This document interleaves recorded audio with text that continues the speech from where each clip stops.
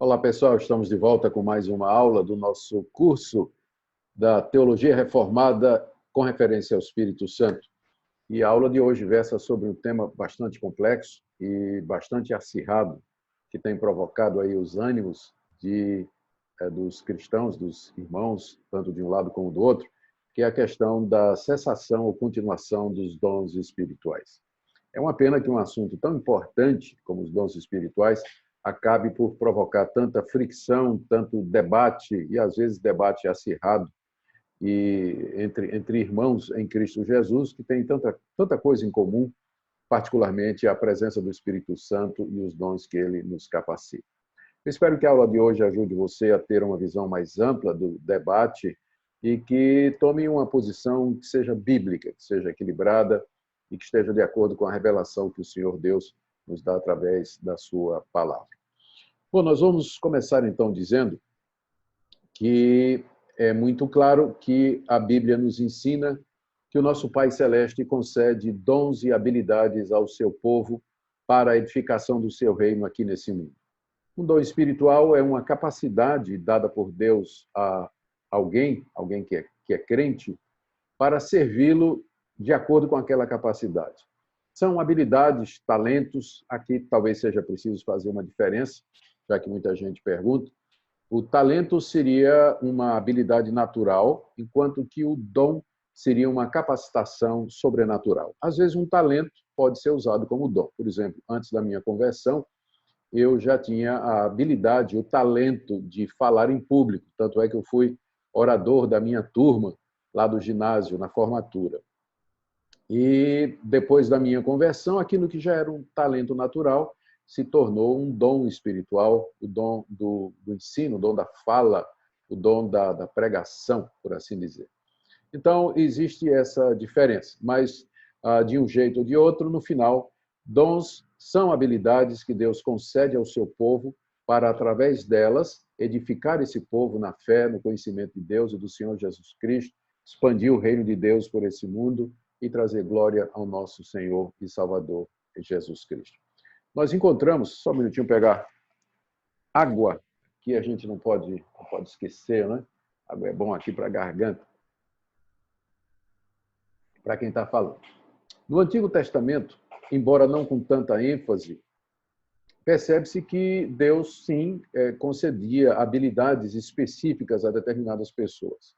Os profetas, por exemplo, eles eram dotados da parte de Deus com o dom de profecia, o dom de profetizar, entregar a mensagem da parte de Deus ao povo de Israel, ou até a outras nações também, como foi o caso do profeta Jonas.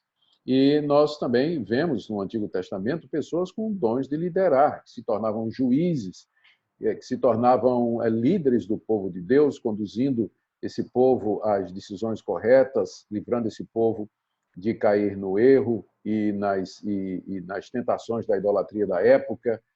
Vemos também casos de dons bem estranhos, né, ou diferentes, como, por exemplo, o dom da força física que foi dado a Sansão, força extraordinária que Sansão usou para libertar a nação de Israel de debaixo do jugo dos filisteus durante o tempo em que ele foi juiz.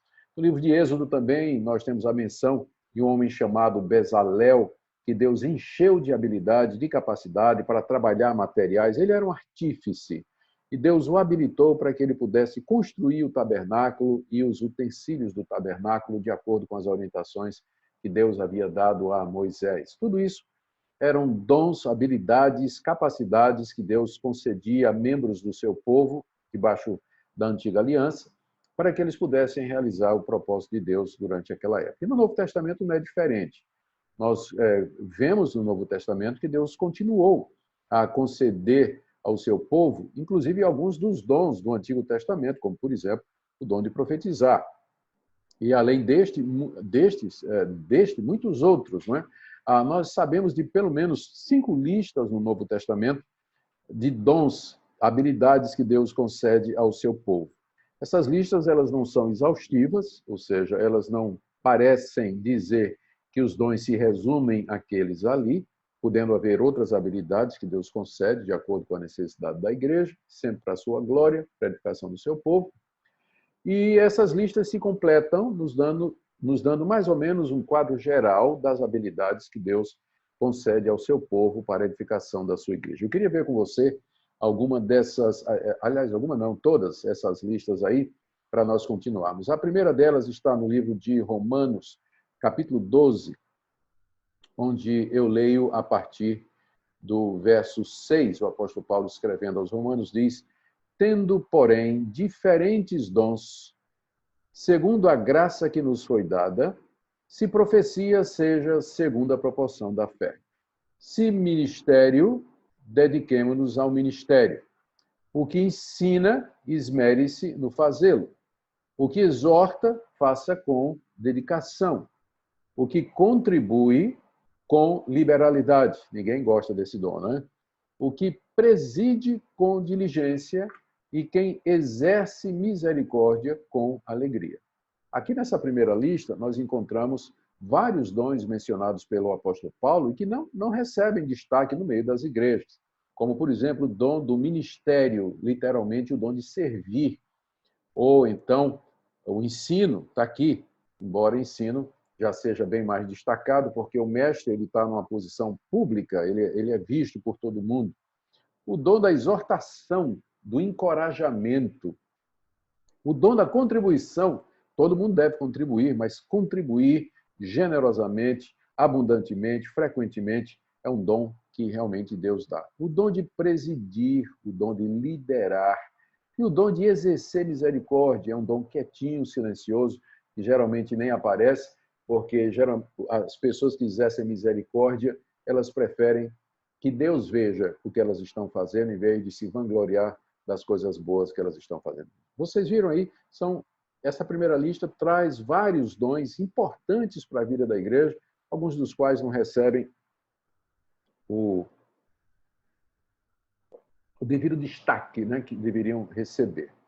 A segunda lista que eu queria ver com vocês está na primeira carta de Paulo aos Coríntios, capítulo 12. Nós vamos começar aqui do verso 4, quando Paulo diz que os dons são diversos, embora o Espírito seja o mesmo. No verso 5 ele fala que há diversidade nos serviços, mas o Senhor é o mesmo. No verso 6, há diversidade nas realizações, mas Deus é o mesmo. Deus opera tudo em todos. No verso 7, ele diz que a manifestação do Espírito é concedida a cada um visando um fim proveitoso. E aí, a partir do verso 8, ele começa a listar alguns desses dons aos quais ele havia se referido. E vamos ver quais são aqui. Primeiro, ele diz: a um é dada, mediante o Espírito, a palavra da sabedoria. A outro, segundo o mesmo Espírito, a palavra do conhecimento. A outro, no mesmo Espírito, a fé, o dom da fé. A outro, no mesmo Espírito, dons de curar. A outro, operações de milagres. A outro, profecia. A outro, discernimento de espíritos. A um, variedade de línguas. E a outro, capacidade para interpretá-las.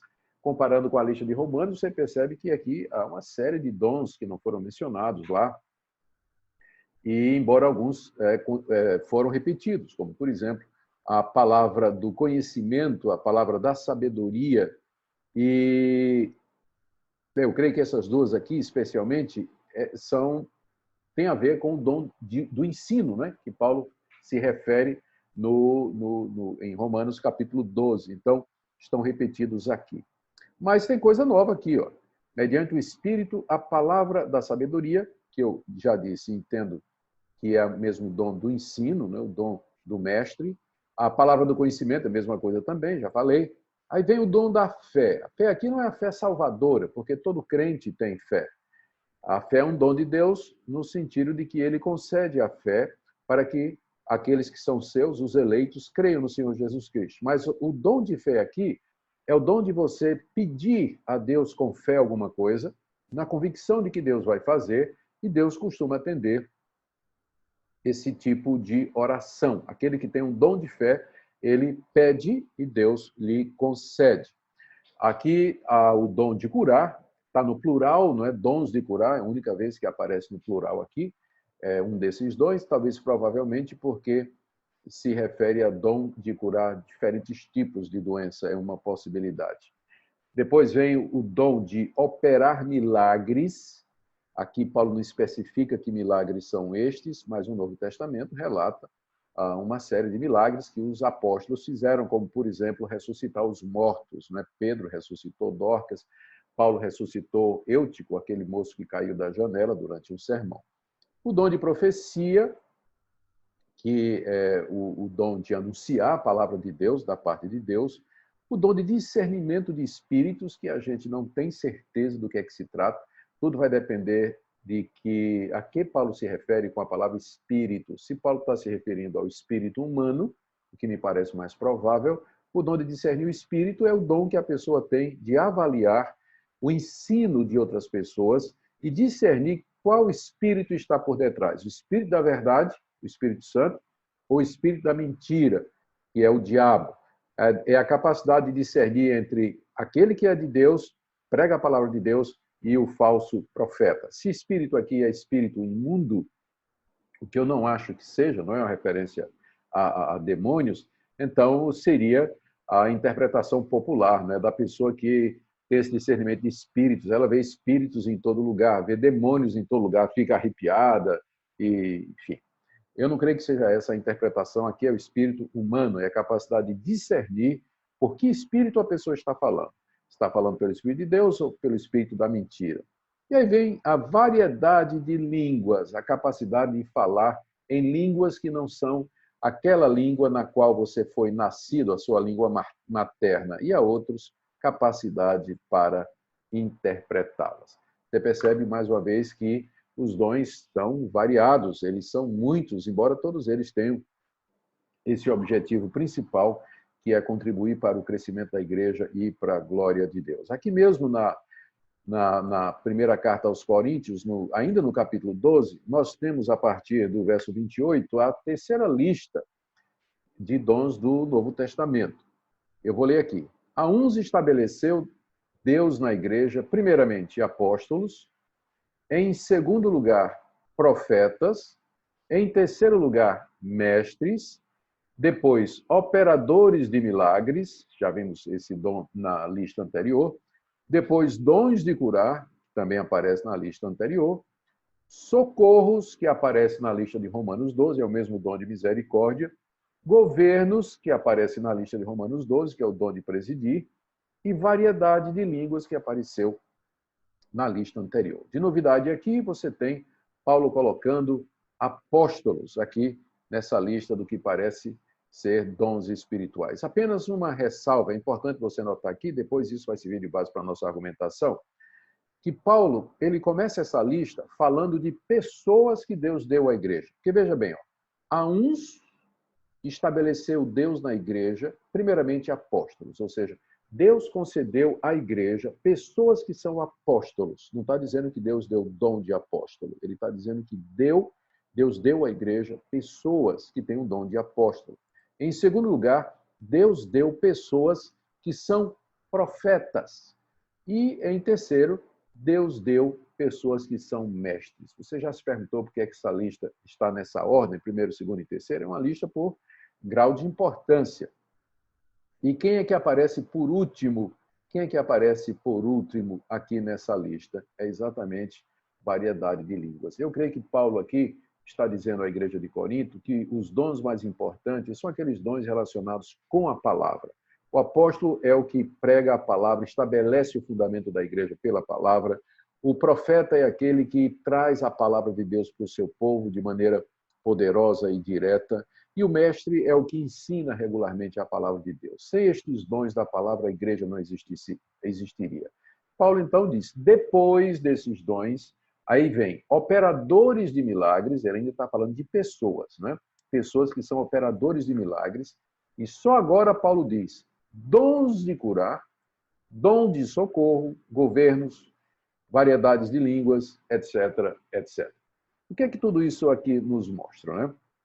Nos mostra, mais uma vez, que há uma diversidade muito grande dos dons espirituais e que eles são dados para assistência à igreja, propagação do evangelho e para a glória de Deus. Pelas perguntas que Paulo faz depois da lista, tipo assim, são todos apóstolos, são todos mestres, profetizam todos, têm todos o mesmo dom de curar, ou todos falam em línguas.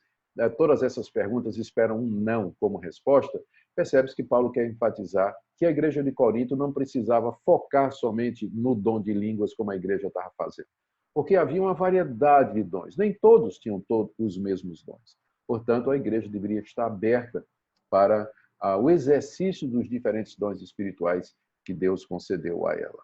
A quarta lista se encontra na carta aos Efésios, no capítulo 10, que nós vamos abrir agora na tela, a partir do verso 10, na verdade. Ora, aquele que desceu é também o mesmo que subiu acima de todos para encher todas as coisas, se refere ao Senhor Jesus. Ele mesmo concedeu uns para apóstolos, já tínhamos visto nas outras listas, profetas, também já aparecem em outras listas, evangelistas, é a única vez que evangelista aparece nas 5 listas, pastores, primeira vez e única que pastor aparece na lista, e mestres. Não é que pastor e mestre são 2 dons ou ofícios ou funções diferentes, porque, na verdade, poderia ser traduzido pastores que também são mestres. Você vê que Paulo vem falando, Deus concedeu uns para, outros para, outros para, e quando chega em pastores e mestres, ele diz pastores e mestres, juntando os dois, que poderia ser traduzido pastores que também são mestres. E faz todo sentido. A maneira do pastor pastorear é ensinando a palavra de Deus. E o mestre, ele pastoreia a igreja através do ensino da palavra de Deus. É importante notar que essa lista de Efésios 4, todos os dons mencionados aqui são dons da palavra. Não há aqui aqueles dons que geralmente causam a polêmica, como línguas, curas ou discernimento de espíritos, ou exercício de milagres, ou coisa semelhante, não é? Todas as funções, os ofícios mencionados aqui em Efésios capítulo 4, que são 5, ou 4, se juntarmos pastores e mestres, né, que eu creio que é o ponto, eles têm a ver com o ministério da palavra de Deus, o ensino da palavra de Deus, e que, portanto, é fundamental para a existência da igreja. Nós vamos agora para a última relação de dons, que está lá na carta de Pedro, primeira carta de Pedro, no capítulo 4, verso 10, onde Pedro diz, servi uns aos outros, cada um conforme o dom que recebeu, como bons dispenseiros da multiforme graça de Deus. Se alguém fala, fale de acordo com os oráculos de Deus. Se alguém serve, faça na força que Deus supre, para que em todas as coisas seja Deus glorificado por meio de Jesus Cristo, a quem pertence a glória e o domínio pelos séculos dos séculos. Amém. Como é que eu sei que essas coisas, falar e servir, são dons, que Pedro está se referindo a dons? Porque ele diz aqui no verso 10, servir uns aos outros, cada um conforme o dom que recebeu. E aí, no verso 11, ele mostra 2 dons, ele tem em vista 2 dons.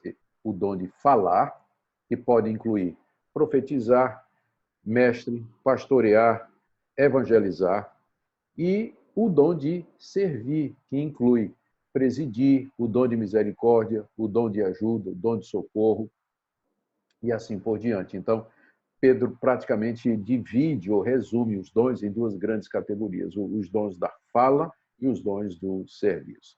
Muito bem, essas 5 listas, elas existem aí para mostrar os dons que Deus concedeu, pelo menos durante o período da Igreja Apostólica. Aqueles dons estavam em vigor, estavam em execução, e eles eram usados durante os cultos das igrejas e durante a vida diária da igreja e dos cristãos para o benefício mútuo de todos eles, para a expansão do reino de Deus e para o cumprimento da ordem que Jesus deu de irmos por todo o mundo e pregar o evangelho a toda criatura.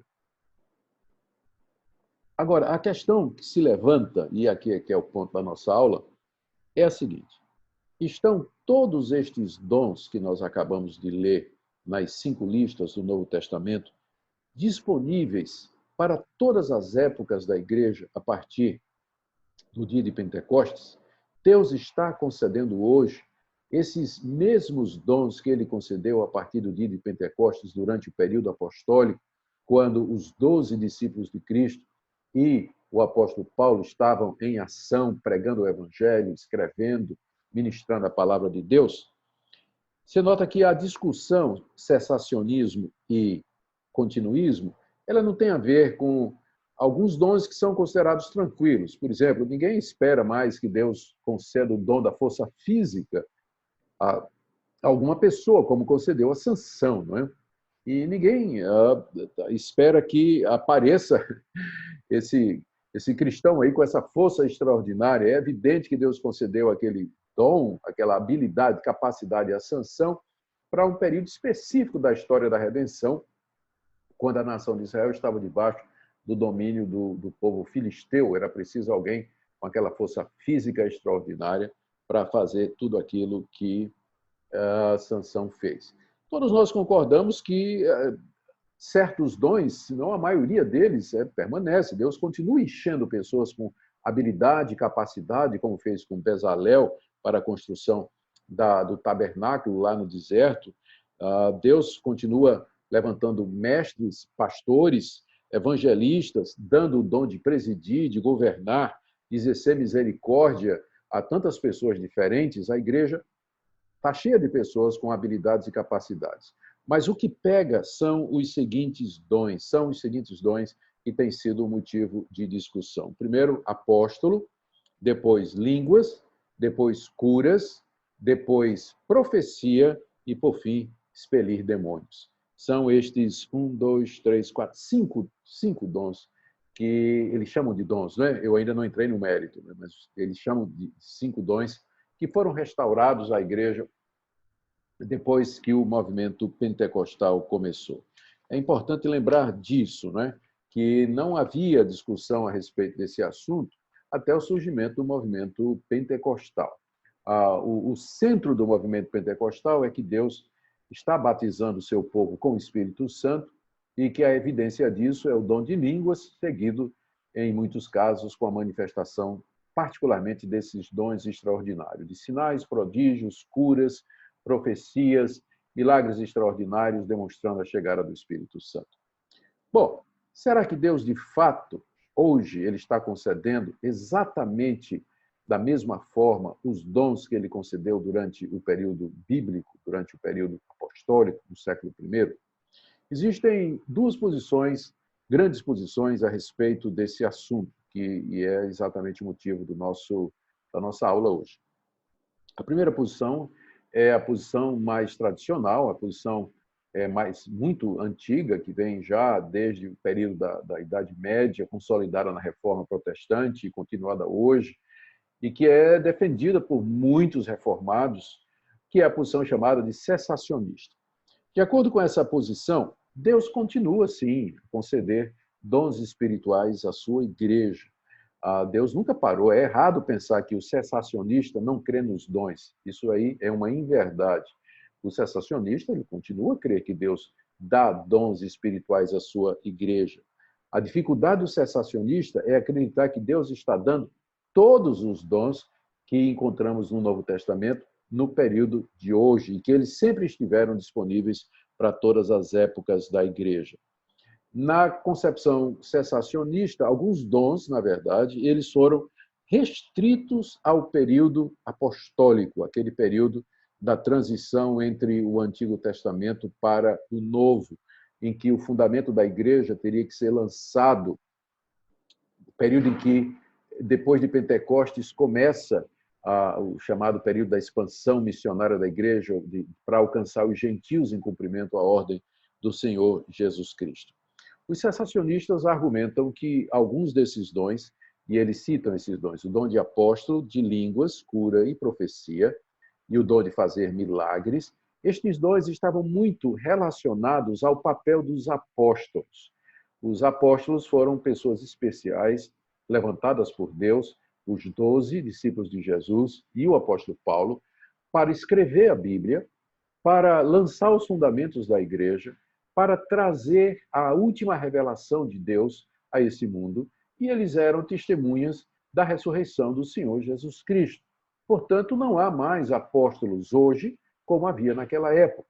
E aos apóstolos foram dados alguns dons extraordinários, como o dom de operar milagres, o dom de curar, que estão muito ligados ao ministério apostólico e que serviam para autenticar a mensagem deles e comprovar que, de fato, eles eram homens de Deus. Isso era muito importante, porque estava havendo uma transição da antiga aliança para a nova. Estava se saindo do Antigo Testamento para o Novo, do judaísmo para o cristianismo. Como provar que aqueles líderes do cristianismo não eram charlatães, não eram mentirosos, falsos profetas, perdulários, se aproveitando do povo? A resposta eram os sinais e prodígios extraordinários que eles eram capazes de fazer. Todos aqueles sinais comprovavam e certificavam de que essa mudança, na verdade, vinha de Deus, da antiga aliança para a nova, dessa transição toda aí. E, além do mais, os apóstolos, todos esses dons, portanto, eles estariam relacionados ao período de revelação em que Deus estaria revelando os seus planos para a sua igreja e o seu plano de redenção. Foi aos apóstolos que Deus concedeu a revelação a respeito do como seria o final de todas as coisas. O livro de Apocalipse foi escrito por um apóstolo, o apóstolo João, que recebeu uma revelação direta da parte de Deus. Em vários dos seus escritos, o apóstolo Paulo se refere ao fato de que ele recebeu uma revelação de um mistério, como, por exemplo, o fato de que na vinda de Cristo, nós não, os que estivermos vivos, nós não vamos morrer, mas vamos ser transformados. Isso não está no Antigo Testamento. De onde Paulo tirou essa ideia? Paulo recebeu esse conhecimento de maneira direta da parte de Deus. Então, é isso que nós chamamos de revelação, conhecimento direto dado por Deus a respeito do plano de redenção, da história da salvação que ele haveria de executar. Então, o que Deus tinha a dizer, ele já disse através dos apóstolos. E que os apóstolos, então, ou gente associada aos apóstolos, como Lucas e Marcos, por exemplo, registraram naquilo que nós hoje conhecemos como o Novo Testamento. Então, toda a revelação de Deus, ela está contida no Novo Testamento. O Novo Testamento é a revelação final e última de Deus. Portanto, todos os dons que eram revelacionais, eles cessaram uma vez que o Novo Testamento estava completo.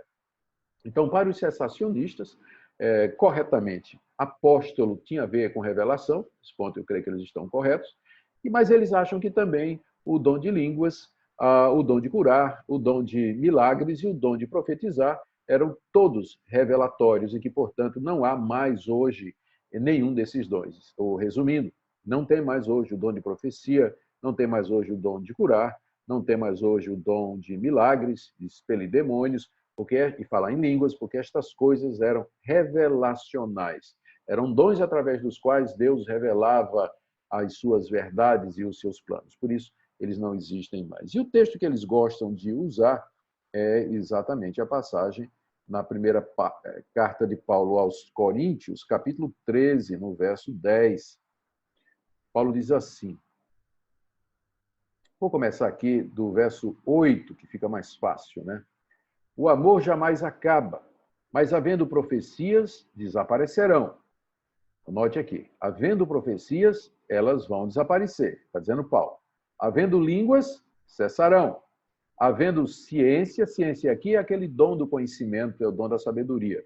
Havendo, está ligado ao dom de profecia também. Havendo ciência, passará. Porque em parte conhecemos e em parte profetizamos. E aí vem, ó. Quando, porém, vier o que é perfeito, então o que é em parte será aniquilado. O ponto aqui todo que nós temos que ver deixa eu voltar aqui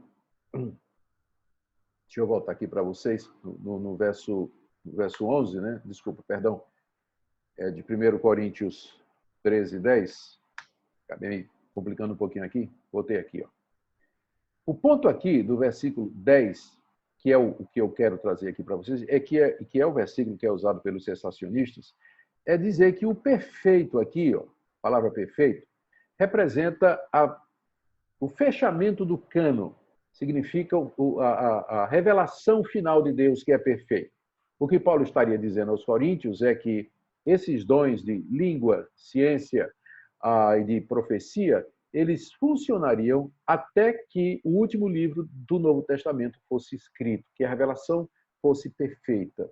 Então, o que é em parte, seriam os dons, né, espirituais, seria aniquilado.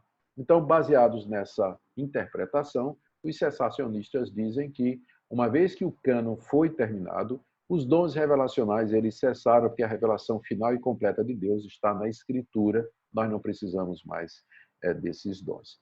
Bom, nós temos, primeiro, essa posição ela tem essa posição cessacionista, ela tem muitos méritos, não é? Não é à toa que ela tenha atraído a atenção de muita gente, de muitos estudiosos e pessoas de proeminência no mundo evangélico, não é? Por exemplo, o cessacionismo ele tem um ponto forte, que é o foco na Escritura somente, não é? Não está disposto a admitir qualquer outra forma de revelação, a não ser aquela que já está completa na palavra de Deus, e com o que nós concordamos também. Mas existem algumas dificuldades com a posição cessacionista, entendida nesses termos aí. Primeiro, porque não creio que haja qualquer evidência no Novo Testamento de que, por exemplo, o dom de língua era revelacional. Os que falavam em língua, eles não estavam trazendo nenhuma revelação nova, nenhuma verdade nova. A língua não era um caminho, o dom de línguas não era um canal de transmissão do conhecimento secreto de Deus para a igreja. Quem falava em língua louvava a Deus, exaltava a Deus. Note que todas as vezes, ou em a maioria das vezes em que aparece no livro de Atos menção de alguém falando em línguas, sempre existe a explicação de que eles estavam engrandecendo a Deus, falando das grandes obras de Deus, louvando o nome do Senhor. Não há nenhum novo conhecimento que nos foi transmitido através do dom de línguas. Não sei por que vai ser considerado como revelacional. Da mesma forma, nós podemos dizer que o dom de curar, ele não é exatamente revelacional. Ele não transmite. O dom de curar era o dom de tornar pessoas sãs, pessoas doentes sãs. Eu acredito que esse dom não está mais disponível, não é porque ele era revelacional, mas porque ele estava ligado à figura dos apóstolos. Já eu vou chegar nesse ponto aí. Então, não creio que nós devamos dizer que esses dons cessaram porque eles estão ligados à revelação. Porque não creio que esses dons que eu mencionei, por exemplo, o dom de curar, o dom de línguas ou de expelir demônio, isso aí não tem nada a ver com revelação. Se eles deixaram de estar disponíveis hoje é por outra razão, mas não porque eram revelacionais. Segunda coisa, a interpretação de 1 Coríntios 13:10 de que o perfeito ali é a completação, a compleição, finalização do cânon do Novo Testamento, é uma interpretação que nem o próprio João Calvino aceitava. Calvino entendia que ali Paulo está falando de Cristo, o perfeito ali é Cristo. Quando Cristo, que é perfeito, vier, então aquilo que é em parte será aniquilado.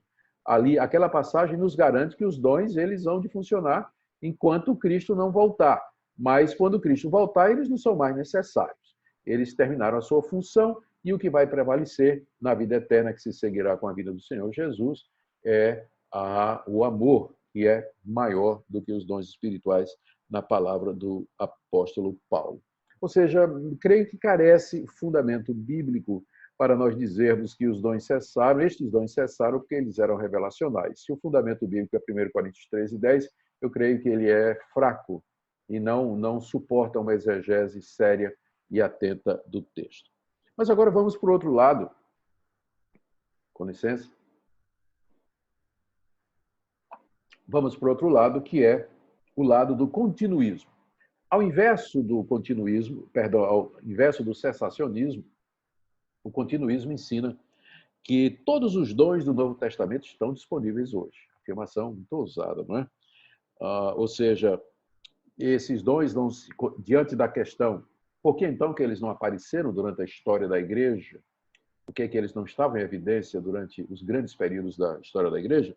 A resposta é que esses dons não se manifestaram porque a igreja se esqueceu deles, a igreja os ignorou, a igreja se tornou fria, a igreja não buscou esses dons, ela se tornou formal, virou uma instituição, ela de ser uma igreja carismática passou a ser uma igreja institucionalizada, e por isso esses dons não se manifestaram.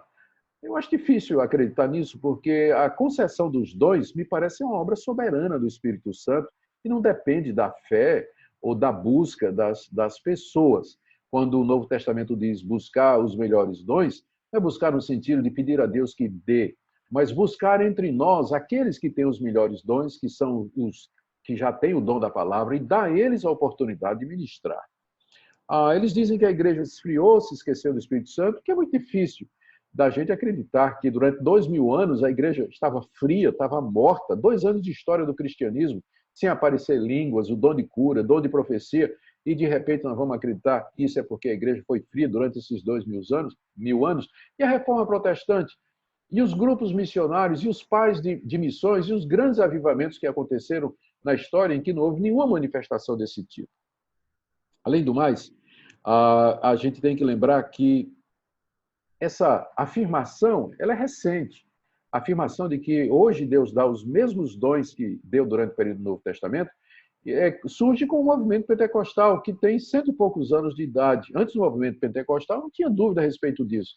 Mas agora o movimento pentecostal diz que ele vem para resgatar e recobrar esses dons.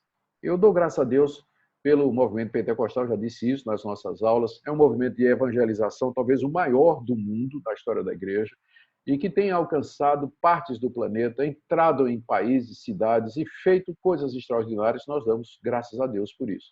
Mas isso não quer dizer que, como qualquer outro movimento, tudo que é ensinado esteja correto. E essa ênfase na mesmice de Deus, de que Deus tem que dar hoje os mesmos dons que deu no passado, ela acaba introduzindo, abrindo a porta para o erro, para o fanatismo e para o misticismo. Os continuistas, eles dizem, e aqui é importante dizer, tem gente que é continuista e que não é pentecostal. Não posso identificar as duas coisas. Qualquer crente, de acordo com os continuistas, pode receber estes dons para ministrar a Deus. Qualquer crente pode receber o dom de línguas, de curar, o dom de profetizar e usar esses dons no culto ou na vida diária da igreja.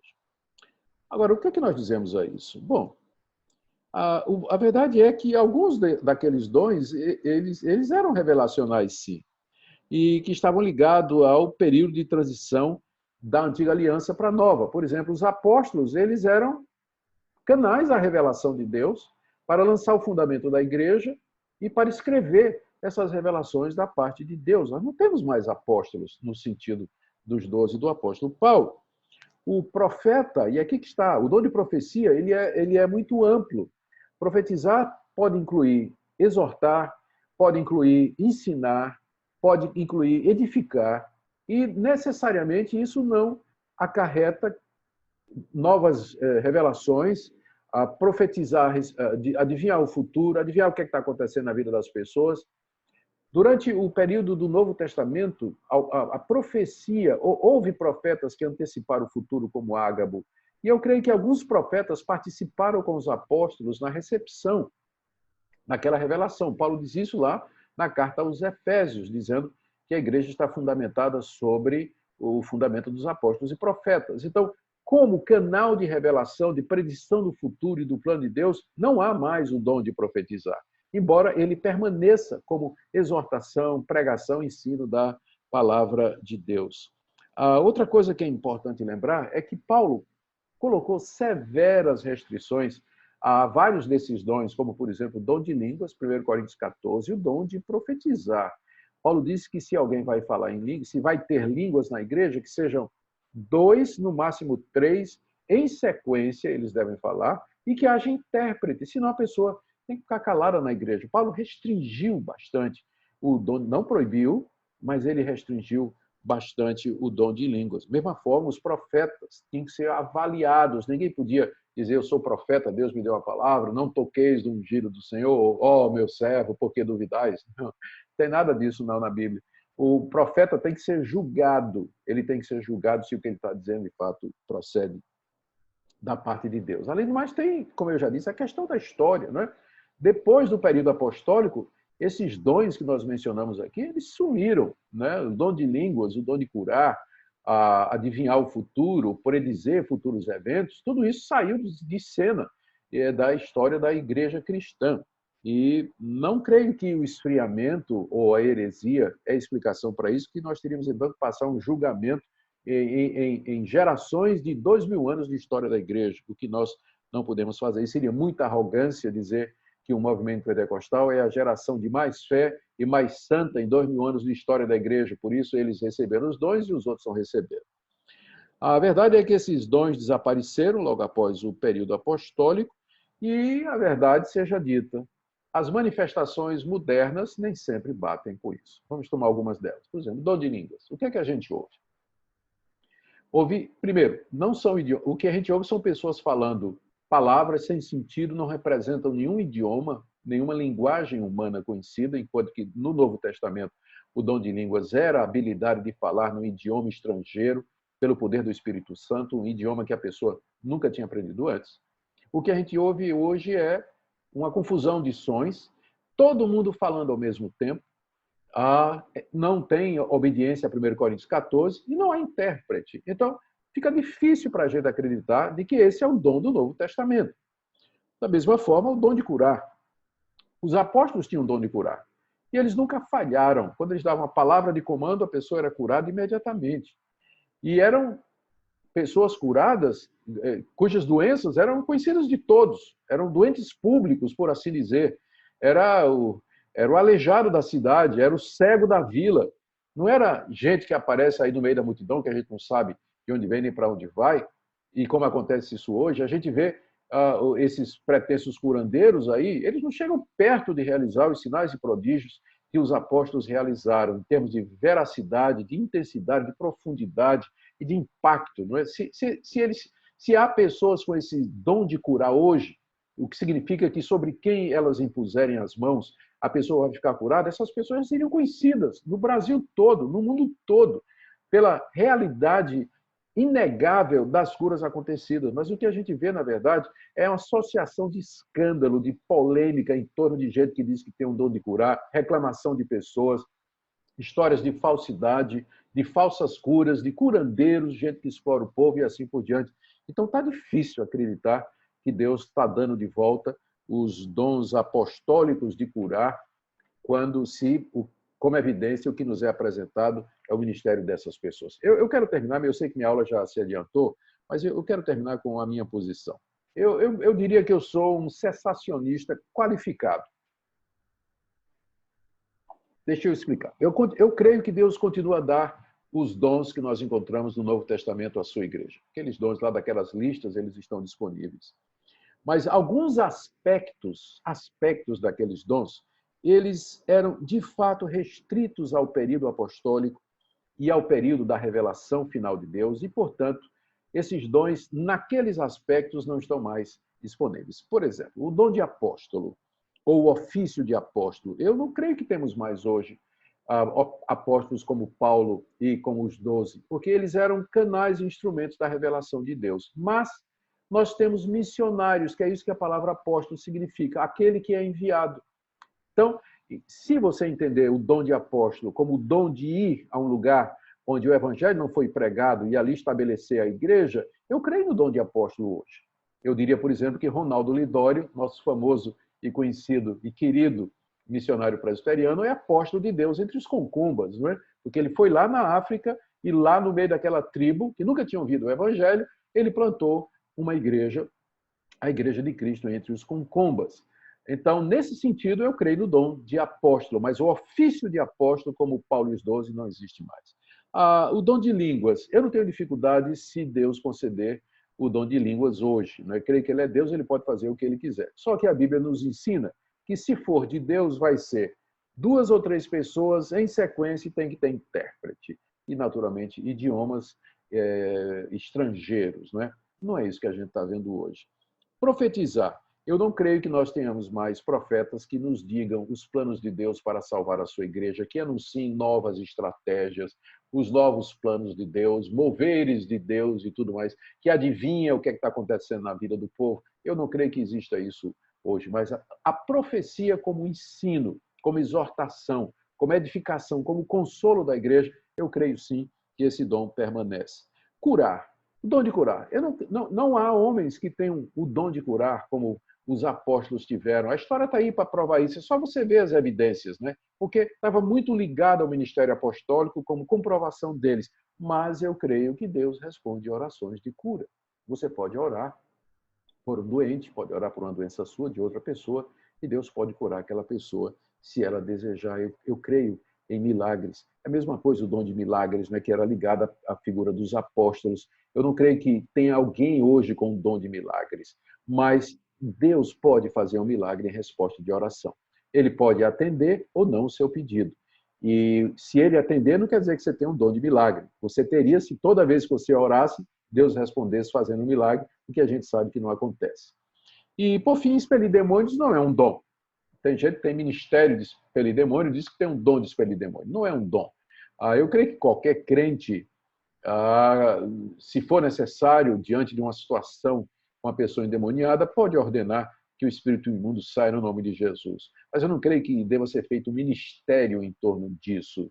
Não é como se houvesse um dom de expelir demônios que Deus deu a algumas pessoas. Eu creio que, embora primariamente pastores e presbíteros deveriam fazer isso, mas se surgir a ocasião, o crente está habilitado a fazer. Eu quero terminar aqui concluindo, primeiro, nós temos que dar espaço e buscar aqueles irmãos que têm o dom da palavra, os dons da palavra, mestres, pastores, evangelistas, profetas que nos ensinam a palavra de Deus e permitir que eles abençoem a igreja ensinando a palavra de Deus. Temos que lembrar que o diabo imita a Deus. Da mesma forma que tem os falsos profetas que são enviados de Satanás, você tem os falsos faladores de línguas enviados de Satanás, os falsos curandeiros enviados pelo diabo. Paulo uma vez expeliu o demônio de adivinhação de uma moça na cidade de Filipos. Precisamos ter cuidado para não sermos enganados pelo diabo. Há dons, também é importante lembrar aqui, queridos, que dom não é a mesma coisa de santidade. Você pode ter dons, mas não ser santo, como a igreja de Corinto exemplifica. A igreja de Corinto é uma igreja complicada, cheia de pecados, de divisões, de problemas, de heresias. Ainda assim, tinha dom de língua, dom de profecia, dom de curar, dom de fazer milagres e tudo mais. Então, uma coisa não pode estar ligada à outra. Desassocie dom espiritual do conceito de santidade e de espiritualidade. E, por fim, sirva a Deus de acordo com os dons que Ele te deu, para a glória dele e sempre com muita alegria, ok? Espero que a aula tenha sido útil para vocês. Um grande abraço.